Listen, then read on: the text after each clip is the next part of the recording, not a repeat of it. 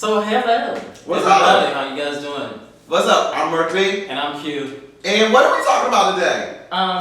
This is the tag team, by the way. Yes, happy. I think that we're gonna talk about, we've been getting some requests from viewers, and I was trying to avoid this topic, but I guess there's no avoiding it anymore. You can't run from it. Sexual proclivities of the black gay man. And what we mean by that, top, bottom, verse, Right. Do you like to pop with the top? Okay. Alright, so I don't think there's really any way that we can avoid that conversation. We can't avoid the conversation. Shout out to all my tops out there. And shout out to all my bottoms. And all my versatiles. Anything in between. So, In between. Verse? I guess verse would be in between, right? Yeah, verse could be in between, but there are other categories too. They What? man categories. It's man categories. Shout out to Ebro.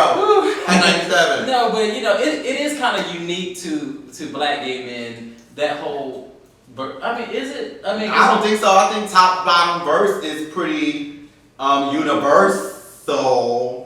For black. For gays. For gays. Gays, black or white. How about? Well, I didn't mean. Well, you're right. I didn't mean black. It's not black. It's not a black thing. It's a gay thing. It's a what gay I thing. meant. Oh, definitely. Yeah. I don't think. But I don't know about the lesbians. I don't really know how they get down. Yeah, they have their. I think they have their. Kind of like their butch film stuff. Oh, okay. Lesbians hit us up. Lesbians hit us up because I don't really know how that. I think when it's same sex, that's the only time you get options. Right, that's what I'm saying. So as lesbians, they have, it's not a bottom and top type thing though, is it? Is it? Oh, I think so. I think when it's, I think I'll put it in context like this. It's a bottom and top thing for lesbians, and I'm not saying this literally for lesbians, so lesbians don't crucify me, but what I'm trying to do is compare the two sides. So in terms of gay men, the top bottom distinctions normally also come, are also connected to that masculine feminine distinction. Yes. And I think on the lesbian side, they too have a sexual proclivity or sexual categories that align with their with the personality types. Gotcha. Yes. Okay. So I'll just say it's unique to same-sex loving relationships. How about that? Right. All right. So I think that it's necessary, it's apropos that we have that discussion about tops, bottoms, verse. Okay? All right, here we go. Right. So here we go. What are you? No,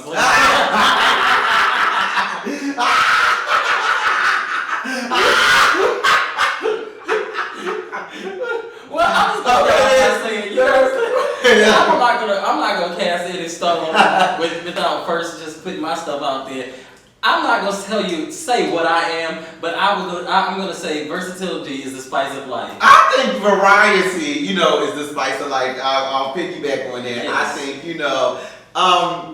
regardless of your proclivity, just, figure out the most fun way to express your sexual stuff. To get it in. So, I lived in Atlanta for so many years. Okay. I think you will learn that versatility needs to be the key. It needs to be the key. If you really want to get it on and popping and enjoy yourself. Personally, I think versatility is more fun. Yeah. You know what I'm saying? So, but there are people that have dabbled and then realized that they are more comfortable doing one thing over the other, and that's fine. Right. We're not saying there's anything wrong with that. I think for a lot of people, I've heard that, it depends on the relationship and the person. Exactly. Like for some, I know for a lot of versatile guys, it depends on the person that they're with and what side it brings out of them. Yep. So yeah, I was Guilty. like that. I'm the Guilty. same way because I'm like, it depends on the person. Like if the person brings, whatever side of me out, Right. it does.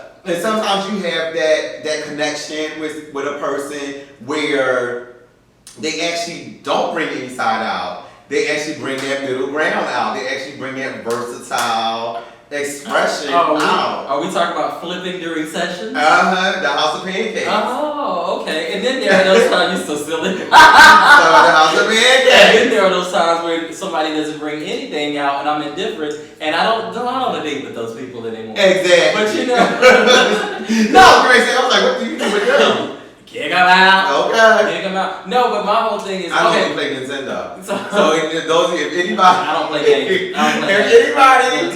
if anybody knows, like if I start playing Nintendo, it's a bad look. It's a wrap. It's a wrap. But okay, so you're saying there's some people who bring out more submissive side in you, and some people who bring out more dominant side or aggressive. Absolutely. I won't say aggressive because you can be submissive and aggressive at the same time. Yes, you can. But I think when you say, I think dominant is a more appropriate It's term. more appropriate, yeah. Yeah, so no doubt, like there are people that you have sometimes, especially as a person, that is comfortable, is comfortable, driving American or European.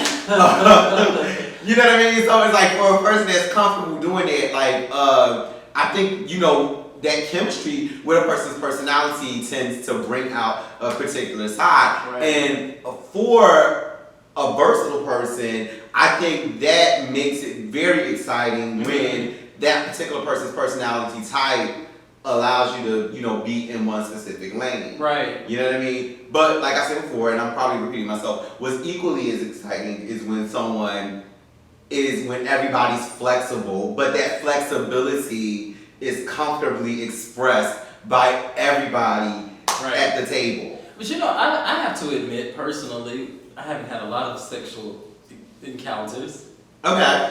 We're gonna let you go. We're gonna let you go with that. But there's only been maybe 2 times that I can really think about that I've been able to really flip in the middle of a session. Like, because, usually when I'm in a lane, I'm in that lane. You're in that lane? You know what I'm It saying? depends on the person. I think what it is for me, like, and you're right, it is, I can count, the times. Yeah. They don't feel a hand. They don't feel a hand. What do they feel? Okay. I can count the times on one hand that I've successfully flip flopped. It was awesome. During the same session. Doing the exact same session. That's what I'm talking about. That's what I'm talking Exactly. about. Yeah. But I think I think a lot of factors play into the ability of a versatile person being able to flip flop in the middle of a session if they're not rehearsed. Cause cause shout out to my versatiles that get around and get a lot of practice in, and that can get it popping, Comcast on demand. Like, I'm not mad at y'all for doing that. You know what? Special applause to you right now. I give it to him. I look to you. A power person. Okay, a power person. A power person. I look to you. But for me personally, what in those situations, what normally has to happen is the attraction, the physical attraction has to be extreme. Right. Like it has to be extremely strong. Yeah. And the sexual chemistry has to, even add to that attraction. So I think that's what it is. Like I think I can think of maybe, like you said, maybe 2 situations where it's going off without a hitch, like high five, chest bump at the end, without a hitch, and each time the person was just uber attractive, and I thought that they felt that, I thought the feelings were mutual, so it went down. So whenever what brings about, since we're talking about it's the energy that the person really kind of sparks in you, like does the person have a more masculine energy that makes you want to be bottom in a situation, or does the person have a more feminine energy that makes you want to be more dominant in a how does that work for you? Are you talking specifically like just in general, or are you talking about in instances where the anointing has come and we have flip-flopped? No. Just in general. Oh, okay. So in general, do you size this person up upon meeting this person, or is it once y'all